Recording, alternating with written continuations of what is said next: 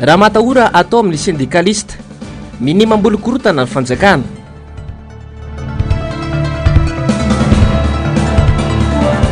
Kolokolo mpifidianana aiza mpanao fanadihadiana hoy raha matoa Clémence Rariniriny. Toedra rahampirenena vaolanaingana ny fanafoanana ny voka mpifidianana hoy Julien Randevorasata. Tompoko lasy sy tompoko vavy manolotra ny araba ho antsika rehetra manaraka ny fahitalavitry ny MPS amin'ity hariva ity. Tonga sondrainao atao anatin'ny fotoana ny fampalalam-bavao manasanao ampanajana sy ampitiavana ny tenako anaraka ny vavao hatramin'ny farany. Araka ny vavao varay eto am-pelantanana izao hariva izao dia nigiady natao amin'ny siranam-piaramanidiny ny fasaina ny Nosy Belleville ny tolakandro teo ny lehibe ny antoko tiako Madagasikara Marka Ravalomanana. Tonga nanao ny adidiny ampahery ny fianakaviany Bezara Virginie nay ny Nidony sy ireo mpikambana ao anatin'ny antoko tiako Madagasikara any an-toerana ny tenany miarady amin'izao fampaherezana ny fianakaviany ny Nidony izao ihany koa ny kandida sy teny Randriana Soneko ho tanterina amintsika eto ihany ny zavamisy any Nosy Biany rehefa vantany vao mahazo vavao sy ny sary isika atao anatin'ny fotoanany fampalalam-bavao. Afanoho ny fandaminana dia voaterina tao tetsy amin'ny QG Bel Air ny fanompom-pivavahana izay nataon'ny vehivavy mpitolona ho fanomezam-boninahitra ny mpanakantony sady mpiara-mitolona ny Dony. Tafapetraka soamatsara kosa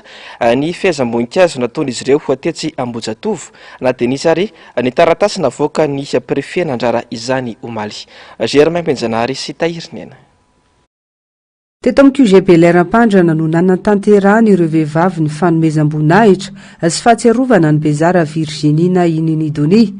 Vehivavy mahery sy mafana fo ary niady ho an'ny tandrazana sy ireo mpiray tandrazana aminy ka mendrika omem-boninahitra. Meloy ny reto vehivavy mpiara-mitolona amin'ireto ny fitazonana tsy ara-drariny ary ny Nidony tany Amponja sy ny tsy nanajana ny zo ny sitraka fitsaboana ara-dalàna raha ny fanazavana. Dia koa ny fahatsapanay vehivavy mahery fo tia tandrazana izy dia tsy navelanay ho vitavita mora zany fa tsy maintsy fitondranam-bavaka zany nanaovanay anazy satria zay ihany no herinay vehivavy dia ny fitondranam-bavaka amin'ilay hoe ahoana ny fijeriny losanjony fireneko izay ny toroteny masina nataon'ny pastera teo dia vonona zany izay vehivavy no izy tena hoe mahery fo eto amin'ny firenena dia tonga izay anao fotoam-bavaka zany ho fanotronana anazy. Misy fetra ny zavatra rehetra kotsikivy izahay tolona ho an'ny firenena sy hijora amin'ny fahamarinana tahaka ny efa nataon'ny Nidony hoy atran'izy ireo. Eto ihany koa mba te nipiteny kely ihany mahakasika nyty resan'ny fiainam-pirenena ity. Raha mahatsapa mahavoadinika toa mangingina ireo olo-mpanjakana mitsinjo lavitra manam-pahendrena fa le miseho azy hoe manana fahefana ny tena mitapatapa amin'izao fotoana izao.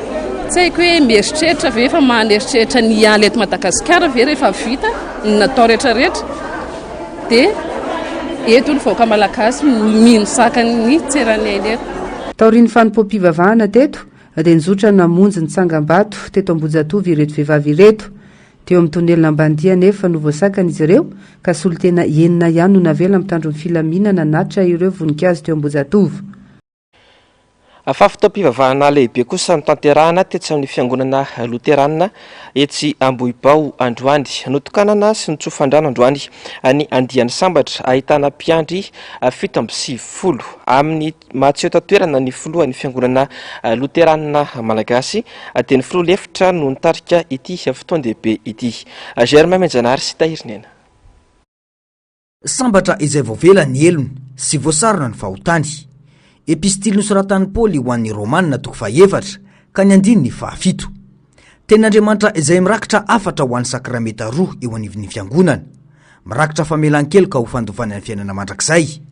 Io no teny nitondrana afatra. Nandritra ity fotoan-dehibe manokana nanokanana mpiandry teto amin'ny toby Betesda FLM Ambohibao izay toby lehibe miray amin'ny toby Ankaramalaza.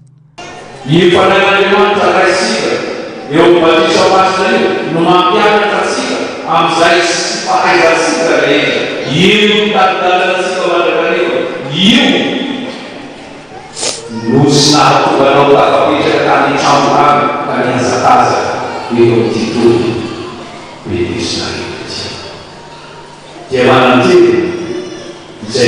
fatisha fahandoka ny fiainana mandrasay hiaraka amin'iny iteran'Andriamanitra satria olona voaveran'Andriamanitra. Ny zavatra faharoa araka nambarateo eo amin'ny sakramenta faharoa dia sakafao eo amin'ny hazo fijaliana Jesosy Kristy. Eo Jesosy koa mamela antsika ary tsy vita hoe namela antsika ihany fa teo amin'ny hazo fijaliana Jesosy nalasaka ny rano dia miaro mamombona teo koa izao sianao ny fahotana sy ny fahotana. Nametraka afatra manoka ny Lotera ny amin'ny famelan-keloka. Fiainana isan'andro ny fifonana sy ny famelan-keloka avy amin'Andriamanitra. Ho levona ny fahasambarana izay mandalo ihany eto an-tany. Nyamahela dia tsy maintsy voroina amin'enina sy fivavahana atao isan'andro. Satria manoka tsy misy marina naziray dia tsy maintsy mibebaka amin'Andriamanitra isan'andro. Fiainana zaka ny fifoazana ny mifona amin'ny Jesosy ny miaraka ny faharesena izay atao isika mba hanolona Jesosy famelan-keloka ho asika. Azany amarana miaraka izay namelana Jesosy asika ny hoe ary namelana ny elay tahaka ny namelanay izay mety matanay. Mpiandry miisa 750 misalotra ny anarana hoe sambatra no natokana anao ny asa fitoriana sy fijoroana vavolombelon'io Kristy teto amin'ny toby lehibe ity androany. Avy amina synodam-paritany miisa 5 ny akamaroan'izy ireo. Misy kosa nefa ny avy amin'ny sekoly fianarana teolojia trano fotsy atsemin'ny avoko na ny STPL. Fa ny finoana sy ny famarinana ary ny fahamasinana no tokony fototra ampiadana indrindra. Zava-dehibe ny fiankinana amin'Andriamanitra ho ny filoha Marc Ravalomanana androany raha niatrika ny fotoam-bavaka lehibe tetsy amin'ny FLM Ambohibao androany fanadidina. Isan'ireo toby lehibe eo anivon'ny fiangonana Loterana Malagasy ny toby Betesda eto amin'ny FLM Ambohibao, miray amin'ny toby lehibe Ankaramalaza izay naoriny Mama Volahavana Germaine. Ankoatra ny fitsaboana ireo marary izay fanomezam-pahasoavana avy amin'ny Jesosy dia manokana mpiandry ireto toby lehibe ireto, mpiandry izay manohy ny asan'i Kristy. Isan'ireo nanatrika ny isan-keritaonan'ny toby Betesda nanokanana ireo mpiandry 750 ny filohan'ny antenimieram-pirenena Ramatoa Kristina Razanamahasoa sy ny filoha Marc Ravalomanana. Nambaran'ny filoha Ravalomanana fa sambatra izay voavela ny elony sy voasarona ny fahotany. Andriamanitra irery ihany hoy izy no mahay ny zavatra rehetra. Toerana roa samihafa zay indray Ankaramalaza indray eto Ambohibao Betesda ary izy io samby fotoan-dehibe ho an'ireo le olona tokanao mpiandry. Zava-dehibe tokoa no ahafahana manatrika sy mampahery an'ireo olona noro-tena ho mpiandry. Ary rehefa mpiandry dia mahatsiaro fa iasan'ny fanamasina, ny olona rehetra iasan'ny fanamasina avokoa. Ary ny teny teo dia hoe sambatra izay voavela ny elony sy voasarona ny fahotany, zava-dehibe zany. Dia mahafaly tokoa mamonjy nytony fotoan-dehibe tondra ohatra ka mbola misy foana ny fotoana ahafahana manatrika azy. Tena faly aho. Ny tsodrano ny andehan'ny sambatra kosa no nomeny ny filohan'ny antenimieram-pirenena Ramatoa Kristina Razanamahasoa. Zanaky ny fifoazana hoy izy, ka tsapako fa tsy ho mora ny asa miandry an'ireo, fa mila miankina tanteraka amin'ny herin'ny fanahy masina sy ny Andriamanitra irery ihany izany, hoy ny nambarany. Miarahaba any ireo izay mpiandry natokana androany ary mirary koa raha mirary ho azy ireo aharitra eo amin'izany saha etsony Jesosy Kristy azy zany dia amin'ny asany fijoroana hatrany amin'ny fanomponan'Andriamanitra sy ny fahamarinana ary fitoriana ny filazantsara ka homendrika tokoa maha olom-boahositra ary zanaky ny fifoazana. Ambohim-pionana ny eto amin'ny toby Ambohibao rehefa fanokanana toy izao. Amanalina ireo mpilo Loterana manerana nosy eny hatramin'ireo avy any Andilambato dia tonga mamonjy ny toby eto Ambohibao. fa atsaharo ny tetidratsy anibana sy anaovana atsonjay ny filohan'ny antenimera-pirenena Ramatoa Kristina Razanamasoa tsy misy ratsy nataony fa fitadiavam-baolana sy ny fitoniana izay no antony ijoroany ka tsy ekenay ny fandrahonana azy any Ambadikany izay nambarany fikambanany zanaky ny faritany Fianaratsoa tamin'ity androany ity raha nanao fanambarana tetsy andraro fanatetiana. Ray aman-dreny ary nijoratra no mpanelanelana mba hisian'ny fitoniana manoloana ny savorivory politika misy eto amin'ny firenena ny filohan'ny antenimera-pirenena Kristina Razanamasoa ka tsy ekena ny fikasana ny mba sy sopatra azy manoloana izao savorivory politika misy eto Madagasikara izao ho ny zanaky ny faritany Fianaratsoa androany. Ka noho izany dia manao antsoavy izahay ho anareo tompona andraikitra maro samihafa izay manana fikasana-dratsy hanimba ny Ramatoa filohan'ny antenimera-pirenena Kristina Razanamasoa manomboka tamin'ny fanambarana rehetra izay nataony ankolafo kely rehetra manerana ny Madagasikara mandraky ty masonandro androany dia mety ialana ny mety ho savorivory dia manatsahatra tanteraka ny mety ho fanenjehana fa tsy mitondra ho fampivoarana sy fandrosoana any Madagasikara izany tetidratsy izany. Noho ireo voalaza ety ambony reo dia mijoro izahay amin'ny fanjakana ny tany-tandalana ary hiaro ny foto-kevitra izay efa nijoroany Ramatoa filohan'ny antenimera-pirenena izay mitady hatrany ny fitoniana eto amin'ny tany sy ny firenena. Atsipy ny tady eny Tandroky ny Omby, atsipy ny teny eny Ampomalala. Mandeha ny feo sy ny filazana samihafa fa misy mikasa hisambotra ity filohan'ny antenimera-pirenena ity sy ny professeur Moranjeva ity farany izay isan'ireo olobe mpikambanao anatin'ny vovonana mpanelanelana atarian'ny mpanina sy ny FFKM io tsy miseloka vitan'izy ireo ka tsy tokony tonga amin'izany isika raha tena hikatsaka marina ny filaminana. Azadino nefa Ramatoa Kristina Razanamasoa filohan'androm-panjakany maro ireo solombavam-bahoaka izay natao hoe nanao tsy nety nanao tsy rariny fa dia nijoro izy niaro an'izany ka inona ny faute nataony, inona ny faute grave nataony, inona no antony tokony anaovana an'izay fisamborana azy zay kely no finoanay fa mino fa raha ireny recommandation napetraky ny vondrona afrikana ny OEF ny COMESA mangany fotsiny ny Union Européenne sy ny karazany mino fa tsy tonga amin'izany zavatra izany satria dia antso ho amin'ny fampiresahana angeny nataony, antso amin'ny fampidiniana angeny nataony. Inona amin'izany tompoko no helika ny Ramatoa Kristina Razanamasoa ka tsy mino an'izany zay ary vonony izahay ireo hijoratra amin'ny farany hiaro an'izany mamana izany. Efa nanomboka tamin'ny fitsim-pahapitokisana ny ainga teny amin'ny antenimera-pirenena ny volana Desambra 2024 teo no efa nanaovana toetra tsy zaka sy antsonjay ny filohan'ny antenimera-pirenena ho ihany ny fanazavana efa feno ny kapoaka ka hijoro izahay hiaro azy hatramin'ny farany ho hatrany'ity fikambanana ity. Fa diso hevitra ny mpitondra fanjakana raha toka mihevitra fa ny famoahana ny vokatra ofisialy amin'ity volana ity no ampitsahatra ny krizy eto Madagasikara hoy nambaran'Andriamatoa Julien Andriamorasata mpikerakira ny fitantanandrara-panjakana roa ihany no vahaolana ialana amin'ny krizy na ifampiresaka dia ivoaka eo izay ifanarany rehetra namana foana avetrany ny voka-pifidianana ka mamerina izany amin'ny daty ifanarany rehetra hoy ny fanazavany rany resaka tamin'ny Germain Menjanary sy Tahirinena. Mampiariary ny faharesen'ilay kandida-panjakana ny fiazakazahany ireo rafitra mpikirakirany fifidianana mampitombo ny vato sy ny tahany mpifidy amin'izao. Tsy mankarara ny fifidianana ary tokony amenandra ny mpitondra ny zava-miseho ankehitriny hoy Julien Andriamorasata raha mandinika ny fiainana politika eto amin'ny firenena manoloana ny fanatanterahana ny fifidianana tamin'ny 2 ny volana Novambra lasa teo iny. Miariary fa tsy manana ny heriny afa-tsy ny tafika sisan'ny kandida-panjakana ary ny fanaovana fitaovana ireo rafitra mpikirakira ny fifidianana.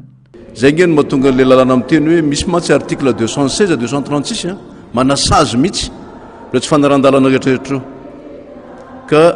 mino zany tsika fa collectif tsy hijanona fotsiny amin'izao fa tsy maintsy manangona ny profo manangona ny résultat izy amin'izao fotoana zao ary tsy maintsy ametraka ihany koa ny fitoriana mikasika an'izay satria zay ngeny tadiavintsika zay élection malalaka zay mahitsy zay zay da tadiavintsika zay élection démocratique zay ny tiako horesahana fotsiny zao anisan'le fraude sy régularité dia tena hoe betsaka loatra le doublon mbola misy doublon be deabe tanaty liste électorale any amin'ny 500 mahery zay zany zao hoe vokatra le audit natao l'expertny élection zay zay toko hoe mifinancer noef tamin'ireo fotoana reny mbola ao zay doublon zay anankiray zay le bulletin de vote io zany be deabe ny tsy misy série zany numéro de série le izy zay anankiray ary mbola be deabe ihany koa le mpifidy zay mifidy tsy nitondra kara-panondro nefa ny ekena na mpifidy azy zangy zao raha mamaky an'le résultat raha le résultat mivakiko dia tsotra fotsiny fa risy andriamatoa rajoel raha ohatra ka mpifidy anaty liste ny jegena zany dia namaly ny etsika fotsy etsiky ny candidat ny olona hoe tsy hifidy zay le 75% ny olona 70% ny olona tsy mifidy mamaly ny etsiky le candidat zay reo zany lany fa tsy andriamatoa andrajoel fa ny andrajoel 24% ny électeur anaty liste mpividana no mifidy azy tanao zay zay famakina zay le légitimité zay fa ny légalité moa dia hoe nafiry mpifidy eo zany zay mifidy dia nataony pourcentage fotsiny eny atin'izay tsy maintsy hipoka ny krizy ary tsy hilevitra ny maro anisa amin'ny manoloana ny amboletra atao ny mpitondra rajoela sy ny mpomba azy ihany mantsy sisa no tsy mila fifampiresahana eto tsy zavatra ely zany rehefa tsy mandeha amin'ny famarinana tena teniko zay mbola mandeha izy zao satria zay nampitorana amin'ny fitaovana ankehitrehitra ny olona sy ny sekretra matahotra misy ny arrestation sy fa tsy voatananao io raha mbola mitoy ihany tsy famarinana za dia mino an'izay mihitsy to amin'ny fireneny ity fa aloha ary aloha raha mbola tsy hanao an'izay tsika dia hitantsika eo ny fandehany za mahita lavitra fa ny tsy famarinana zany voafetra zany misy fetrany zany ary io vahoaka io zay mitebiteby malahelo eraky Madagasikara zavatra misy milaza aminareo za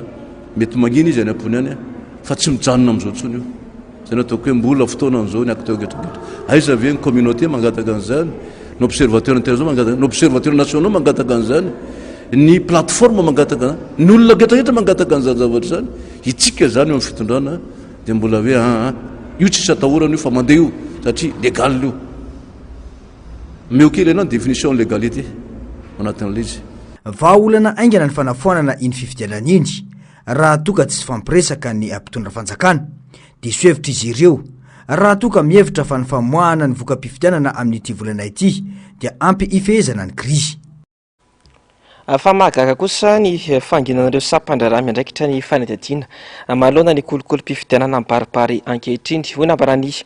Clémence Ranirina tamin'ity androany ity tsy tantandarana intsony Madagasikara fa izay mahafinaritra ny mpampiatra lalàna no atao eto ho iatrany ity mpanorotsaina ny tanàna eto Antananarivo renivohitra ity miantso ny malagasy ny tena ny hosahijoro mahalona ny tsirariny eto Madagasikara amin'izao fotoana izao Germain Menjanary sy Tahiriny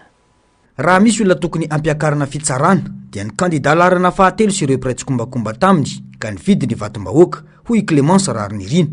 ny mahagaga nefa dia mangina ireo sampandraraha tokony isana ny fanadihadiana malona ireo kolokolo-pifidianana misy hoy ihany Clémence Ranirina raha niresaka moa ny fampiatsona ireo mpitarika sendika anaovana fanadihadiana eny amin'ny sampandraraha-pikaroana momba ny elokabevava raha ny fantatra mantsy dia mpitarika sendika miisa telo no voantso eny ahoana mo no mangina sy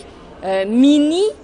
tsy miteny ary ndeha ataontsika hoe miray tsikombakomba mihitsy ireo rafitra tanatohatra izay tokony andraiky ny manoloana amin'izany fanasaziana nataontsika hoe fampiatsonana izay olona mety ho tomponatoka amin'izany raisiko amin'izany ohatra ny ataontsika hoe manam-pahefana zany hoe ny polisy ny gendarme raisiko amin'izany ohatra ny fitsarana izay averiko ihany hoe misy ny pôle anticorruption misy ny bianco ary amin'ny tranga tahaka ireny tokony tsy endrasana hoe misy olona mitory fa zavatra miariary ary hita hoe misy zavatra tsy mandeha amin'ny laoniny dia tokony misy ny fandraisana fepetra averika ihany le trangana azo ateo hoe zavatra tsisy dikany ary tamin'izany ary teo anatrehan'ny fitsarana dia nanontaniana mihitsy le olona niaraka tamiko hoe sao dia nanome sakafo an'io olona io ianao sakafo eritrereto hoe omena sakafo zany ianao dia fa kolokolo zany eo anatrehan'ny pak na ny pôle anticorruption ankehitriny mandeha ny resaka hoe mitaraina ireo olona aminareo mpanao gazety hoe zay nampanantenaina tosika fameno hoe zay nampanantenaina voly dia nalaina ny karapanondrinay sy ny sisa kolokolo miariary zany kolokolo miariary ary tena hoe kolokolo manara-penitra araka ilay fomba fiteniny zareo fa manino no nanomangina ireo rehetrarehetra zay tokony andray fepetra mikasika an'izany. mazava ny tanjon'ny mpitondra dia ny ampanginana izay malagasy samy teny sy mijoro ary ahafaty momoka ny tolona izay efa natomboka amin'izao fotoana. Amin'izao ora sy fotoana iresantsika zao samborina ny tsy samborina fa hampanatsoana eny amin'ny brigade de recherche ny fiadanana izay vao maheno an'izany ny olona dia miorooro ny mpitarika syndicat maromaro ao anatin'izany ny SGN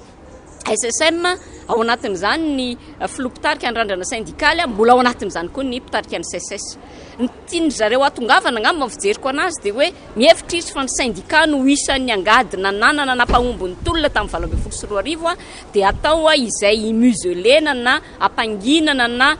amatorana ny tongotra sy ny tanan'ireo mpitarika syndikaly ireo mba tsy hampahomby an'ilay tolona izay mampitahotra ny zareo satria zareo ihany dia efa mahafantatra miainga amin'ireny ataontsika hoe fangalana karapanondrin'olona sy ny sisy ireny fa efa tsy mambahoaka izy. Dikan'izay zany manao ny fomba rehetrarehetra izy ireo entina ampanginana an'izay mety atahorany zareo foyer de tension rehetrarehetra ka hitarika an'ilay fikominana tolona na fikortanany vahoaka rapitso. Raha fanjakana tan-dalana maro ny Madagasikara dia tokony izy ny fanadihadiana momba ny fifidianana ny safidy mahoaka ka mahatonga ny olona sasany menomenona amin'izao mitaky ny vidim-batony. Provy koa izao zava-misy izao fa tsy fitiavana ilay kandida-mpanjakana akory no mahatonga azy hifidy fa noho ny fahantrana mahazo azy ka zaraza mahita ho arapaka ho hiatrany ny fanazavana. Fa ity fitondrana vonjamaika ity no minimam-bolokorotana eto amin'ny firenena. Fotoana izao tokony ijoroa ny syndikalista satria manjaka ny fanampenam-bava ary ny antsunjay. Fanaon-kevitra nentin'Andriamatoa Barson Rakotomanga izany androany. Manoloana ny taratasy fampiantsoana azy sy ny filohan'ny CSS eny amin'ny sampana Elokabevava etsy fiadanana. Fanadihadiana nataony Anjava Andriamaefa. Fitadiavam-baolana andravonana izao krizy sy savorivory politika misy eto Madagasikara izao no antipijoroana sy antony nanairany syndikalista antafika malagasy kanefa taratasy fampiantsoana ireo mpitarika syndikaly eny anivon'ny Sampandrara miady amin'ny Elokabevava no setrin'izany hoy Barson Rakotomanga filohan'ny randrana syndikaly. Taoriany taratasy fampiantsoana azy ny filohan'ny syndikat ny mpampianatra Pikaroka sy ny mpikaroka mpampianatra ny professeur Sam Grégoire dia nahazo taratasy fampiantsoana hoe ny fiadanana ihany koa Barson Rakotomanga filohan'ny randrana syndikaly androany. Izy mirahalahy ireo izay nanatra taratasy fanairana teny amin'ny etat-majorin'ny Tafika andro vitsy zay ho fanairana ny Tafika andray ny andraikitra tandrify azy manoloana ny raharaham-pirenena. Endrika fanampenam-bava sy antsunjay no miatra amin'ireo izay misy samijoro eto amin'ny firenena hoy Barson Rakotomanga. Matoa zany ny président CSS sy ny président rana syndikaly no nahazo an'ity fiantsoana ity dia ilay fanaterana taratasy teny anivon'ny Semgam no ao ambadika ity zavatra ity dia ilazana amintsika zany hoe ny vondron'olona rehetra amin'izao fotoana izao mitady hoe inona ny vahaolana manositra sosokevitra dia samy manana ny paikadiny rehetra ao anatin'izay fa izahay ato anatin'ny syndicat nahita hoe rehefa samy mikorota samy laza samy tsisy mety ho diso ny rotota ny eo amin'ny fanjakana sy ny tary amin'le candidat filoham-pirenena dia mahita zay hoe satria efa nisy fandratrana nisy olona mifandratra nisy vahoaka samy miady famono dia nahita zay hoe andao angatakatsika eny anivony ny Tafika hoe zareo no mamory ny vondron'olona afaka mandray fanapakevitra amin'izao satria raha lava be ny krizy dia mipiasa foana ary efa hatramin'izay zany mipiasa foana no victime raha vao misy ny krizy politika amin'ny teto Madagasikara dia zay na tonga vahaolana zany nangatahanay teny fa zavatra hafa moa zany natolotra zareo anay dia ho hitantsika dia taratasy ane tsy niraisany zareo tsy niraisy le taratasy na lefa nay Colis Express na lefa tsy niraisiny fa hoe asa ahoana zany nataony tsapatsapaka tany fotsiny ve sa information any ivelany nakany an'le izy indray rehefa avy eo fa ho anay zany mazava ny entina motsiny zany hoe ho ampitahorina ve zany tsy avela hiteny tsony ve zany syndicat zany Madagasikara tokony hiala ao anatin'ilay fifanarahana isam-pirenena amin'ny OIT tokony hiala amin'ny OIT ne zany Madagasikara satria tamin'ny impossible tsarifitsika nefa mpikambana amin'ny OIT ny firenena mikambana momba ny tontolo miasa dia manana ny fanarahana fito amin'ny valopolo sy valo amby sivifolo fahalalahana ara-tsindikaly ny fanjakana amin'ny vonjimaika izao ve zany eritreritra hoe tsy ny lalàna no ampiarina tsy hanaja zay fa hoe amorona lalàna vaovao dia hoe tapenina daony va vavany rehetra de fotoana tokony andaminana ny firenena izao kanefa ny fanjakan'indray no vao maika mamolo-korontana fotoana izao tena hijoroan'ny mpikambana syndikalista rehetra anehoana fa tany misy lalàna i Madagasikara ka tsy tokony atahotra izay raha matahora sy atsonjay atao amin'ny syndikalista mpikambana zay matsy ny zavatra tokony hitandremana ny fanjakana ny tokony hitandra am'izany hoe fotoana tokony andaminana ny firenena zao a dia lasa korotanina ndray aminay satria manakorotana anay zao izy fa zara misarika ny mitarika syndicat mihitsy hoe zao ny tena tokony ampisehotsika mitarika syndicat hoe isika mijoro amin'ny ary mipetraka miainga amin'ny alalany fifanarana raisam-pirenena ny lalam-panorena ny lalàna misy eto Madagasikara zay no mahatonga le tsisy tokony ampatahotra atsika ao anatin'izay rehetraretra zay fa mitaka zany isika rehetraretra tsy miafinafina any ambadika any fa zao vao tena tokony mivondrona ary isika rehetraretra tarika syndicat rehetra ho an'izay le hoe ahoana ny takinany zany atsaro na atsonjay atao amin'ny syndicat satria ny syndicat dia partenaires sociaux mpiara-miombonatika partenaires sociaux amin'ny fanjakana ny syndicat fa tsy fahavalo akory fa raha ohatra zao no mandeha de lasa fahavalo eto tsika de lasa homakany akady ny firenena ny hafarany raha ny fantatra ihany koa dia nafindra toeram-piasana any Antsirana na ny sekretera jenerala ny fivondrona be ny syndikalista malagasy na ny SSM fanapaha-kevitra izay tsy mifanaraka amin'ny lalàna sy ny fifanarahana iraisampirenena no sy avy Madagasikara ho ny fanazavana misy ifandraisany fitakiana nataony SSM ihany koa ny zava-misy hatreto mbola samy tsy tonga namaly ity taratasy fampetsona azy ireo ny fiadanana ity na ny filohan'ny CSS na ny filohan'ny randrana sindikaly ny zoma ho avy izao kosa izy ireo no amaly izany fiantsona izany ka hoe ny fiadanana raha ny fanazavana andrasana kosa ny toy ny raharaha fanomena vary menaka mora mba hikobombava tsy hitrotra ny malagasy no zarina angataka fa tsy hamokatra nofehezina ny fahalalany sy ny fahalalahany ny tombontsoan'ny lafrantsa no narovana teto Madagasikara ireo ny sombony tamin'ny fiainana ny ainany razamben'ny malagasy nandritra ny andro ny fanjana tany ireo rehetra ireo kosa nefa dia iainana ankehitriny kanefa ireo napitrotra ny malagasy manerana ny nosy ny alony taona 10 ny takin'ny fahaleovatena ho ny pahitatara ny professeur émérite sady mpikambana eo anivon'ny akademia malagasy Lucie Rapiaramanana raha niresaka tamin'ny avitra Sondrabe sy Mathieu Prince. Veriny fiandrianam-pirenena rehefa niditra keriny teto Madagasikara ny frantsay naka ny fahefana ny taona 570 hatramin'ny taona 770 izany hoe nandritra ny 520 taona angarangidany ny tian'ireo vazaha frantsay sisa no azo natao sy ny atra teto Madagasikara toy izany no niainan'ny malagasy izany vanim-potoana izany araka ny fanazavan'ny pain-tantara sady mpikambana mahefa ao amin'ny akademia malagasy iainako aloha dia tamin'ny le fotoana na vaivay le fangatahana le fitakinana le fahaleovatena zany hoe efa taorinan'ny ady lehibe faharoa fa ny azo antoka aloha na talohan'izay na tamin'izay fotoan'izay dia tsy manana tsy manana fahefana tsy teo am-pelantanan'ny malagasy ny fahefana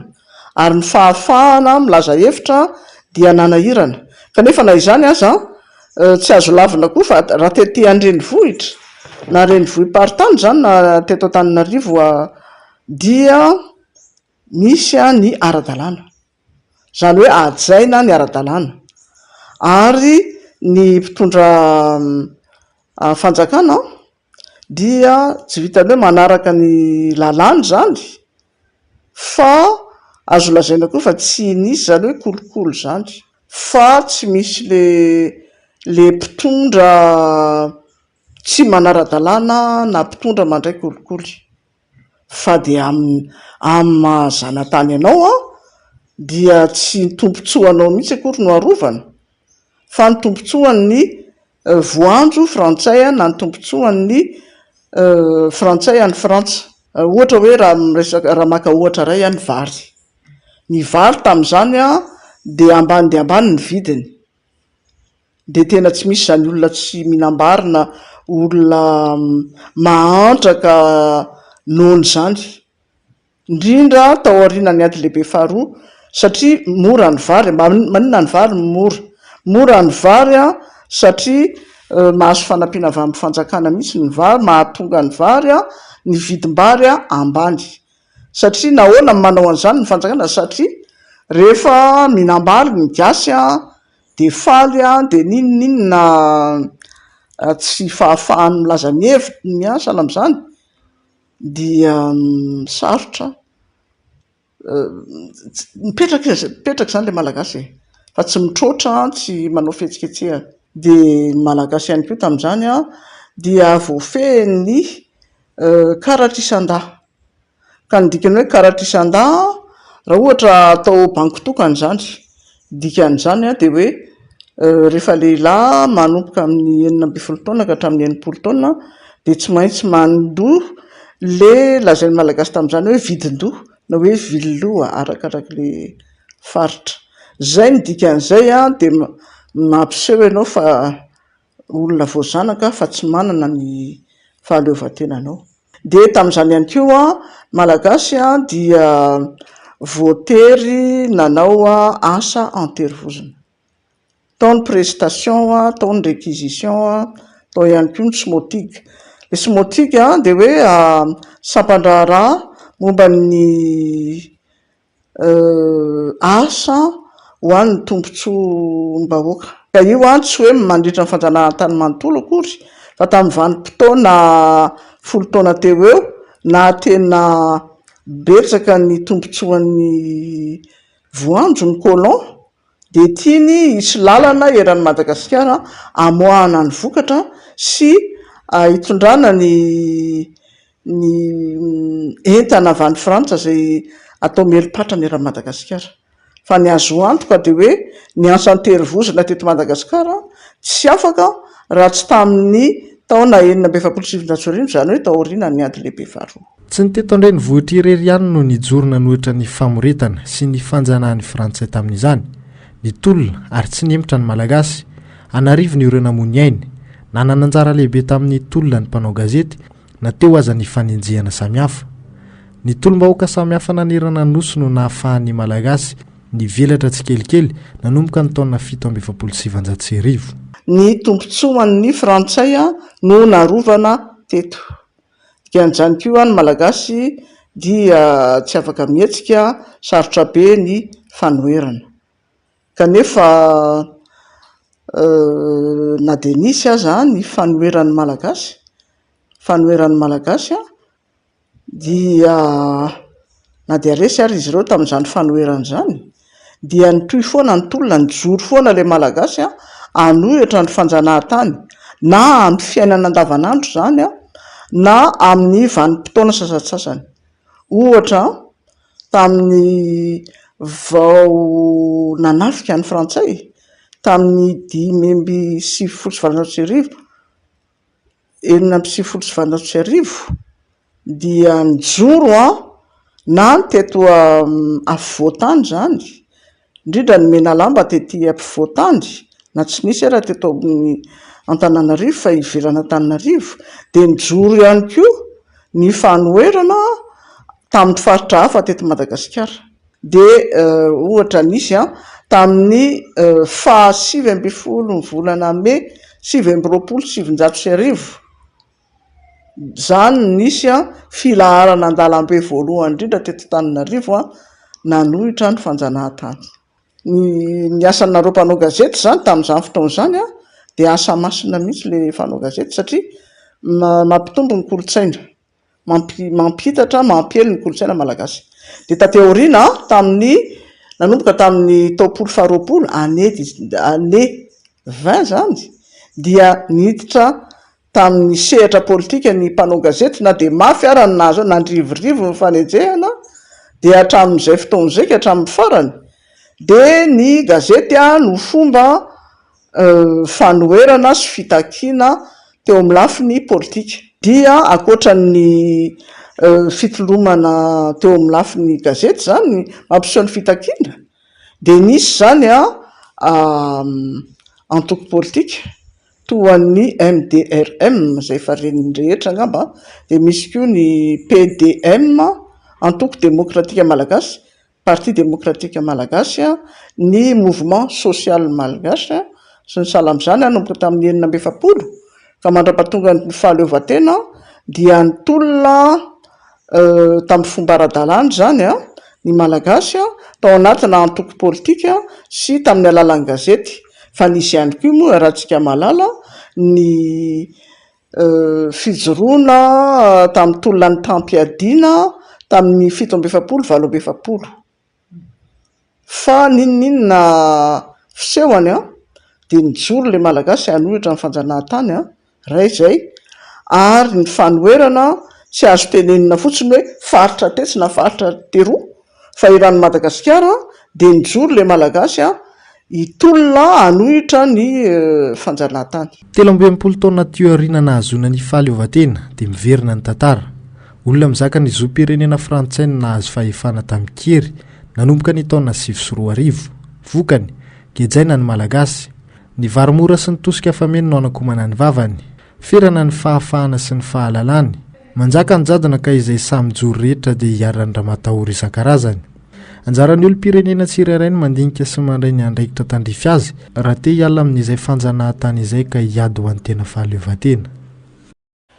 Fa araka ny fanambarany vondron'ireo kandidaty tsy mifarana antolona fa hiamafy aza izany. Nisy moa ny fanentanana nataon'ny sekretera jeneraly ny antoko HVM tao anatin'ny fandarana angaretina androany nanentana ny malagasy anaraka tsy tapaka ny vaovao ny antsiprian'izay avy hatrany eo amin'indran-tsary ny mbola afa-tsara. Amin'ny alalan'ny onjam-peo sy ny tambajotra tserasera no ampitany vondron'ny kandida ny toy ny tolona raha ny nambaran'ny sekretera jeneraly ny antoko HVM. Tolom-bahoaka no atao ary miantsondretra araka izany anaraka ny vaovao ofisialy avoaka ny vondron'ny kandida. Dia mazava ho azy moa fa ninkehitsika tao anatin'izay ray volana sy tapany zany ny fitaritana ny collectif des candidats fa zareo no efa niteny zany hoe aloha iarahantsika mifandrimbona izy ty. Mazava zany fa ny fitaritana an'ilay tolona zany no iarahantsika manao zany hoe misy mety hoe rafitra ho apetraka eo fanatsarana na vaovao hitantana an'izany tolona iarana amin'ny vahoaka izany. Tsy fampiantsika satria fanentanana no ataonay antoko politika sekretera général na national na antoko politika no miresaka eto dia fanentanana no ataonay any vahoaka malagasy aza miravoravo tanana ntsony araho akaiky ny fivoarany toedra raha-pirenena tsy fanomezantsika fa mety mizavatra tsy tandrify atsika na tsy tandrify anay fa izay le mahatonga atsika tokony miara-mirona ao anatin'le tolona. Raha misy vaovaony aminareo any ampitao maika na any aminareo mpanao gazety zany na amin'ireo namana maro samihafa na mirafitry ny antoko na rafitry ny fiarahamonina maro samihafa dia ny andrasanay koa zany dia tena marina le fiarahana mirona fa mazava le fanentanana nataon'ny mpitarika teo hoe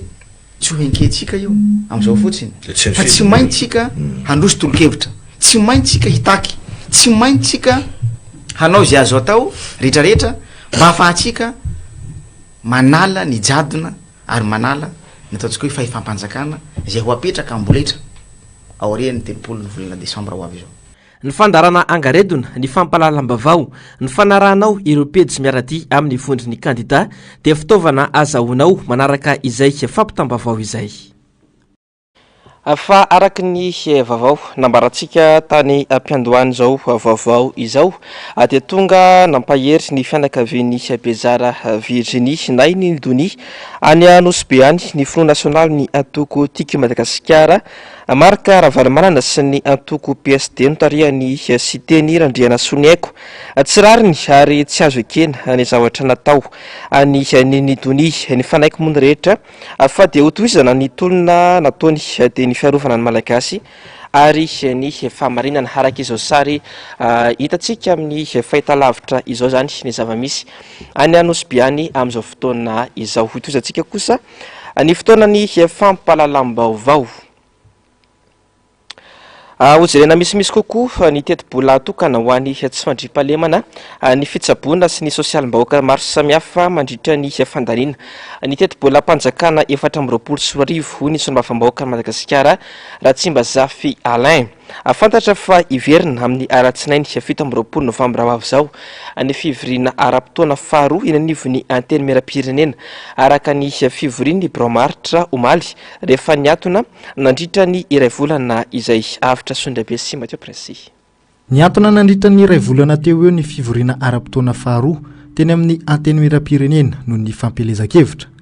Araka ny vaovao dia iverina afaka herinandro ireo solombavam-bahoaka andinika ny teti-bola mpanjakana 420. Tsy tokony isy ny fiantraikany amin'ny fampandaniana ny teti-bola hiasana ao amin'ny taona ho avy. iodinan'ny asam-panjakana sy ny asa fampandrosoana ny firenena ny fanatanterahana ny fifidianana teo hoy ny solom-bavamboaka ny Madagasikara voafidy teny amin'ny distrikana Tsimondrano. Ny raha tsika nalala iny a ny fizotrany fifidianana teto Madagasikara misy fiantraikany manoloana ny endriky ny safidy sy ny endriky ny ataontsika hoe ny mizotra politika andreo solom-bavambahoaka iny voka-pifidianana zay nizao iny. Na izany aza nefa dia marihana fa adidy sy andraikitra ny solom-bavambahoaka ny mandray fanapahan-kevitra manoloana n'izany resaka teti-bolam-panjakana zany ka inoko fa amin'izay andraikitra apetraky ny lalan'izay no tsy maintsy andraisana ny fanapahan-kevitra manoloana ny teti-bolam-panjakana fa tsy dia hoe ny amin'ny lafiny fampanjakana ny amin'ny hoe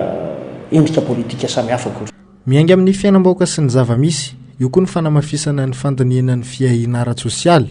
teboka maro ny tsy maintsy jerena ao anatin'ny tolo-dalan'ny teti-bolam-panjakana 2024 efa tonga ny tsimba zazy ity tolo-dalana ity raha ny vaovao hatrany antenaina fa ahafahana mandinika ny pitsopitsony rehetra ny iray volana sisa tavela ho ihany ny fanazavana. Voalohany a dia ny hoe ahoana ny amahana ny olona n'ity resaka délestage eto amintsika ity. Misy teti-bola ve tena natokana mba ahafahana manafoana n'izany délestage zany.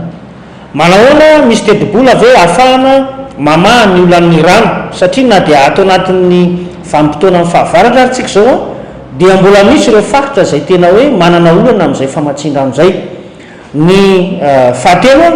dia mamaha ny lafiny ara-tsosialin'ny mponina ve io teti-bolam-panjakana zay verina andalina anivon'ny antenimieram-pirenena io. Ny sosialin'ny mponina tiana horesahana dia mahakasika ny lafiny ara-toekarena zany hoe ahoana ny ahafahan'ny isa-tokantrano mba miaina araka ny tokony ho izy amin'ny lafiny vidim-piainana tsy fiakarany vidim-piainana loatra zany no tokony ho jerena ao anatin'ilay teti-bola. Faharoa manarakaraka an'izay a ny amin'ny lafiny fanabeazana sy ny fahasalamana zay satria amin'izao fotoana zao a dia efa maro ny vahoaka ny mitaraina amin'ny tsy fahafahana intsony amin'ny etomanana hiatrika an'izay lafiny fanabeazana ny mpianatra sy ny lafiny fahasalamana zany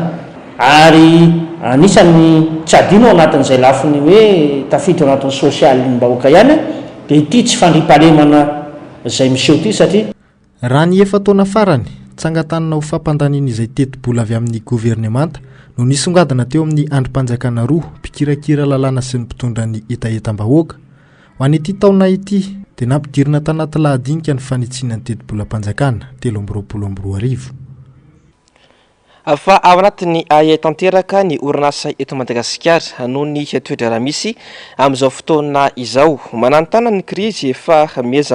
miezaka mandray fepetra enti-misoroka ny mety ho fiantraikan'izany ireo mpandraraha ho ny mpaitoekarena mandray anjara ao amin'ny fiarikarena ny fifananana eo amin'ny sehatra tsy manara-dalàna sy manara-dalàna izay samy mizaka ny vokadratsiny tsy fahamarinan'ny toerany rafitra misy amin'izao fotoana izao araka ny fanadidina nataony avitra Soindabe sy Mateo Prince. Mandalo krizy ara-politika sy ara-toekarena goavana ny firenena manahy amin'ny krizy mety hisy eo ny mpampiasa vola sy ireo orinasa madinika sy salatsalany voatery miroso amin'ny fandroana ny mpiasa ny akamaroan'izy ireo araka ny fanambarana samihafa ataon'ireo sindika.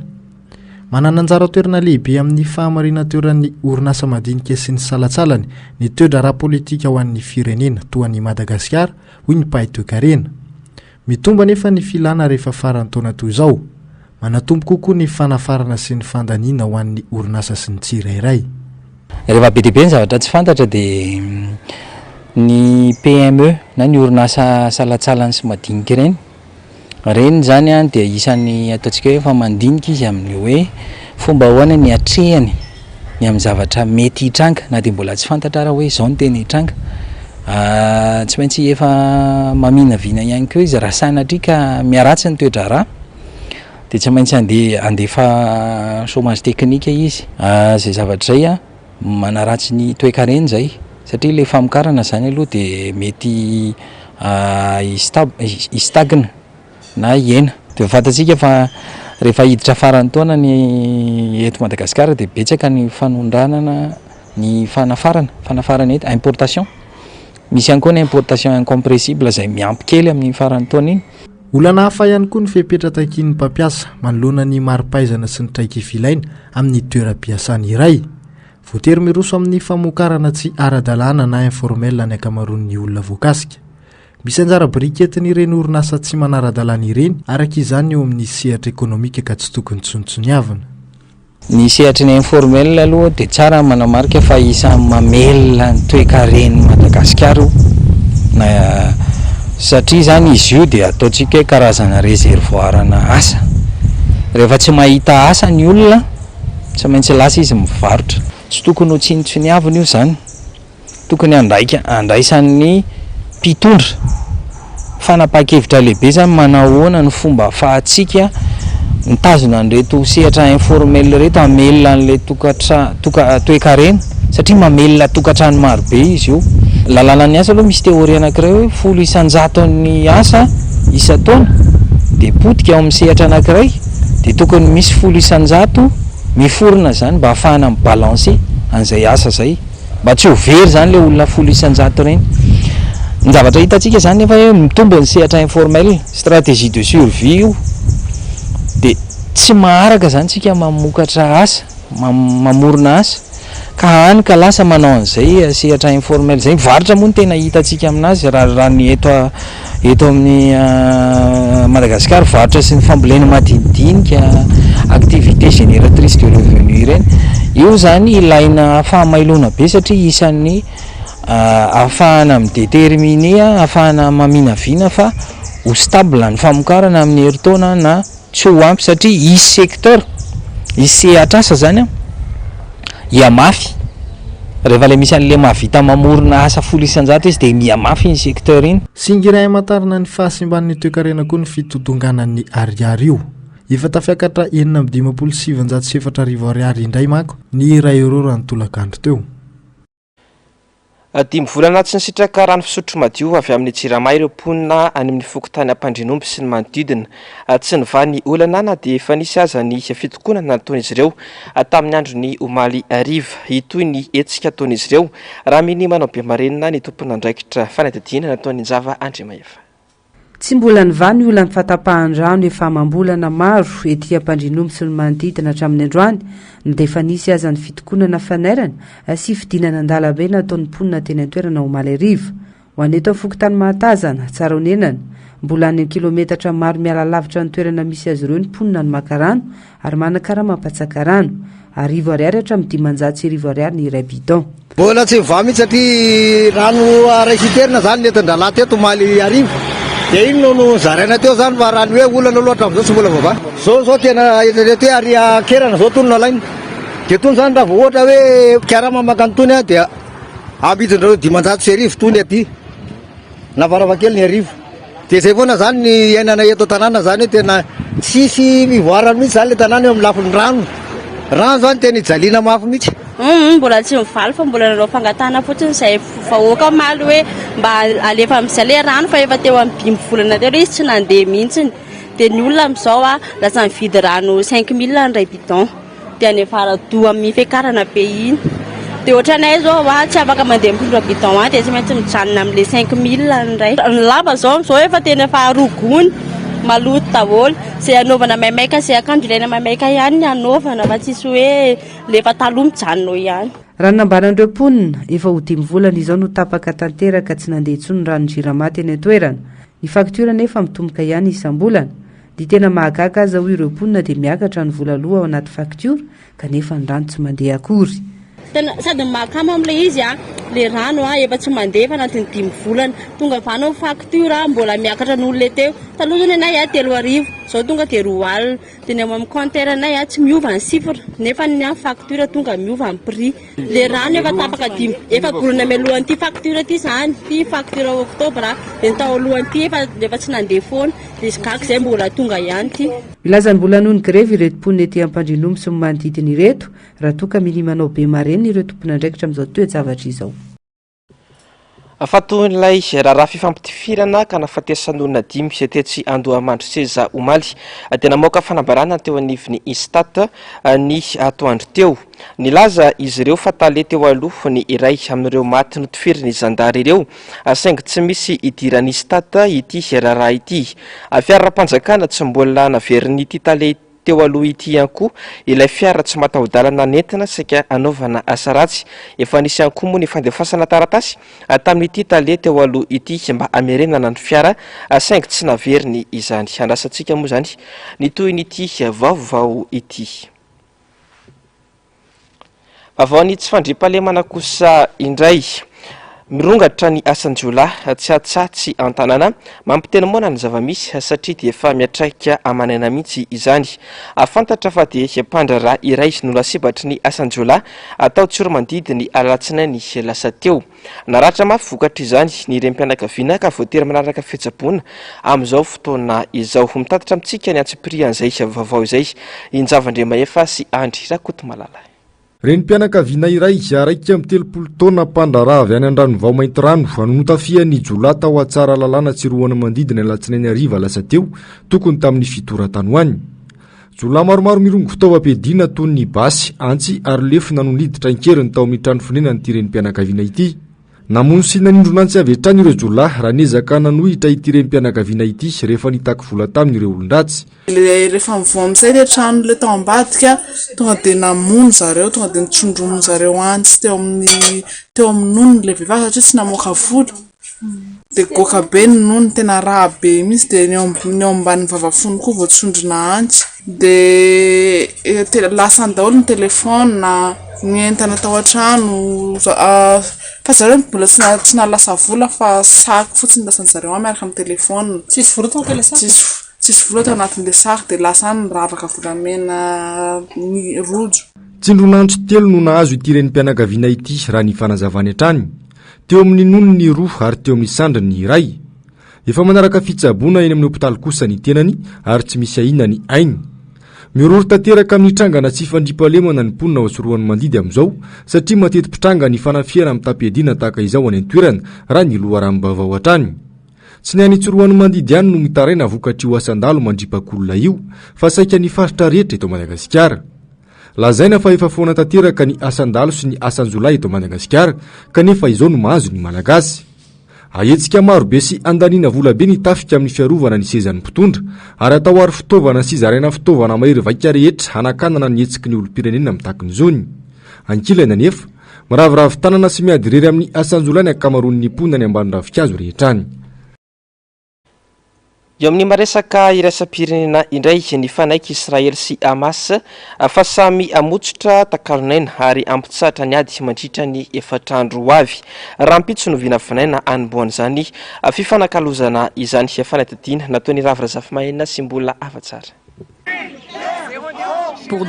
Nanaiky ny amotsy ireo gadra palestiniana miampy ireo takalonaina vehivavy sy ankizy manodidina 500 isan'ny fanjakana Hebreo atakalo-takalonaina Israeliana 500 mahery. Hatry ny alaka hatramin'ny androany maraina no nandrasana ny valiteny Israely izay nanaiky ny fifanarahana. Isy ihany koa ny fifampitsarana ny ady ao Gaza mandritra ny fifanakalozana izay aharitra 4 andro eo. Araka ny fantatra zaza sy ankizy 30 ary vehivavy 12 no azo fanafahana ka tera-tany Amerikanina ny 3. Hopitalo Israely misy 3 kosa no efa vonina indray azy ireo.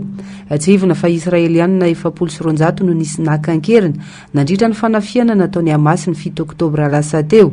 Any Israely ihany koa Palestiniana 7,000 mahery no nofonjaina ka vehivavy ny 220 amin'ireo ary zaza tsy ampy taona ny 530. Tafiditra tao anaty fifahanarana ihany koa fa isy ny fitsaboana ireo takalonaina mbola voatazona babo sy ny fanomezana azy ireo fanafody. Aorian'ny 4 andro ifanarahana nilaza Israel fa anony ady manohitra ny Hamas hatramin'ny farany mba mitsorana ireo takalonaina rehetra voatazona ary nanamafy fa hamongotra ny Hamas ahafahana mamafa ny fampirorona rehetra atao amin'ny Israel.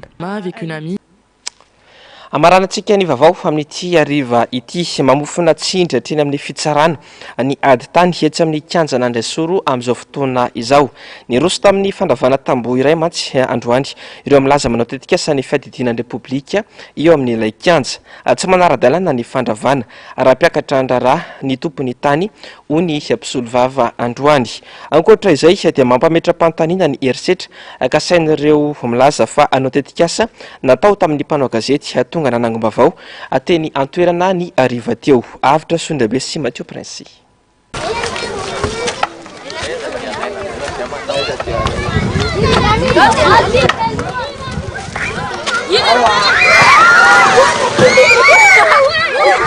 Tamin'ny roa sasany atoandro araka ny antso voaraineny nanomboka ny fandravana ity tamboho tafiditra ao anatin'ity kianjana Andraisoro ity.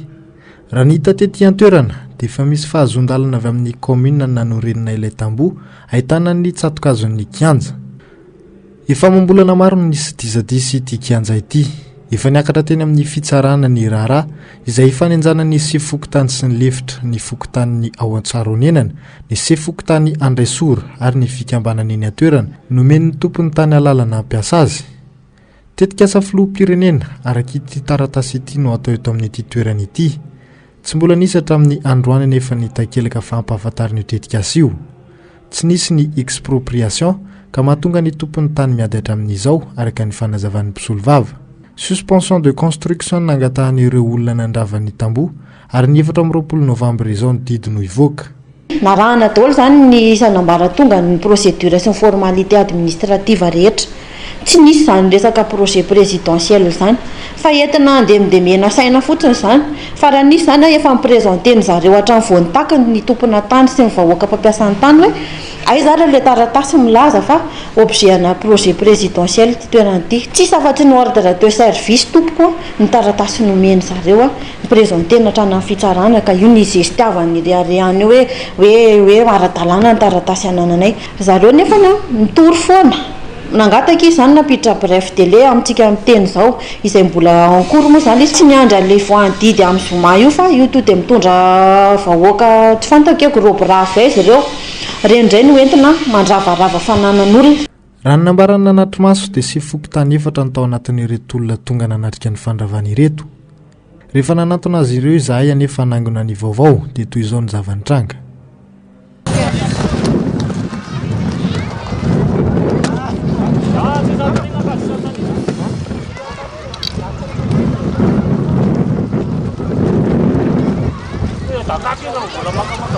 Raha ety Andraisoro boriboritany fahadimy ity milaza tsy hijanona eo ny raharaha fa ametraka fitoriana ny mpisolo vavan'ny tompony tany fa najana ny lalàna no ilaina fa tsy fanaovana bodogerina tan'olona toy izao. Azapotsiny kosa ngamba zay tsy petrapotsiny amin'izao fa hoentina amin'ny ambaratonga mpahefana mahefa io raharaha io satria mandrodana fananan'olona tsisy didim-pitsarana zany manimba zavatr'olona ny dikan'izany ary circonstance aggravante mihitsy zany hoe président ny fokotany ianao dia ianao nandeha hitarik'olona andravarava zavatr'olona tsy misy didy akory any ampelantananao, tsisy taratasy tsisy ninina manontany no isy hoe en vertu ana inona moa zany tompoko nandravanareo io tsy mila mifampiresaka izay fa mandrodana ny fantatray zany ny teny le olona eny atoerana mba mety ve zany manara-dalàna ve le Madagasikara nefa tradratratraina foana fa tany-tan-dalàntsika. Tsy voasambana nefa ny resaka olana ara-tany toy izao no nisy teto Andrenivohitra sy ny manodidina tato anatin'ny 5 taona farany andrasana ny toy ny ity raharaha ity.